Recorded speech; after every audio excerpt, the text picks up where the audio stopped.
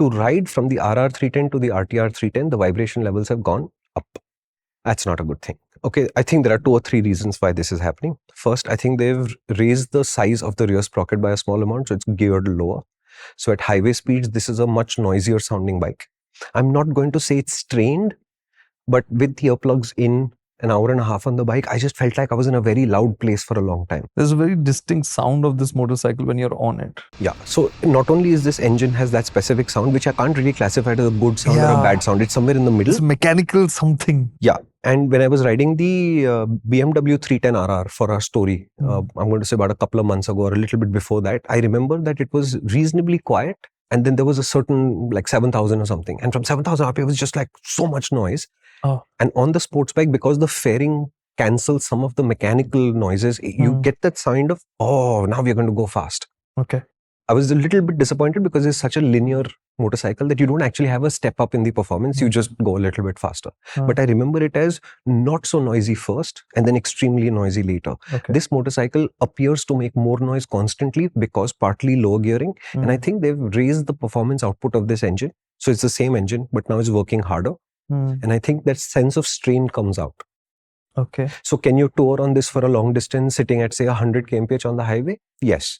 Is this the quietest motorcycle you could sit at 100 all day on? Oh, absolutely not. I don't get this. Why has a naked become more aggressive than the sports bike? I'm assuming that when they did the engine, and I don't know this for sure, TVS hasn't confirmed this to us, but I'm assuming that when they raised the performance of this motorcycle, the feeling didn't come, so they had to lower the gearing also. And in the process of the combination, it has become a little too much. So I can't classify this as a refined motorcycle. Does it have so much vibration that I'm saying just don't get one? No. But it's there. It's always there. And this motorcycle has been this engine has been something with vibration from the very beginning. Yeah. They brought it in the control with the RR 310 to the best that we've seen. But this feels like a step back on that front. Some of that vibration is exactly where you'd be sitting on the highway.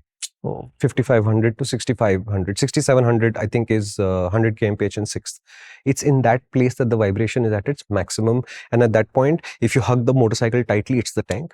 There's a little bit in the pegs and there's quite a bit in the bars. Yeah. Right? I rode, I'm going to say about 250 kilometers in the morning. We're recording this in the afternoon.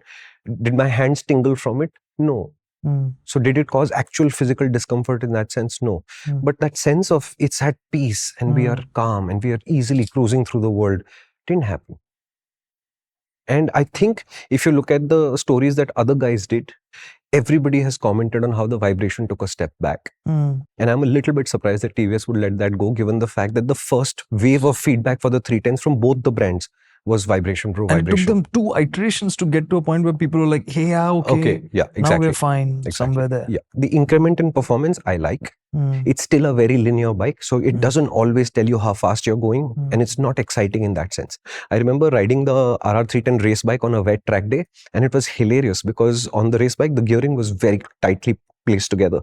So it would sound the same in every gear and it would sound the same at all revs. So instead of wah, wah, it sounded like ba, ba, ba, ba, 6th. You know, it was very funny because you're going very fast, but you didn't have a sense of it, right? In the same way, this motorcycle is also super linear. I love the sound. Yeah. No, I remember it because it had the open exhaust, right? So it was really loud. It was a wet day at Curry Motor Speedway and it was a laugh because this chassis is such a beautiful chassis, right? Exactly. It had road 5s, which are such tremendous rain tires. Amazing. So the combination was insane. I mean, I pushed that motorcycle in the rain as hard as I dared and it never put a foot wrong. So you're saying the actual speed is not feeling that? No, it doesn't feel exciting. You'll have to look down and say, oh, we're doing 130 now. Oh, we're doing 110. Oh, we're doing 80. So it's a little unplugged for me. I wish it was a little bit more feelsome on that front because the chassis actually is very feelsome. This clip is actually from a much longer video, which is on our main channel, which is called MotorInc. Why don't you visit us there? This idea in more detail over there with my great friend, Karthikeya Singhi. You like him, right?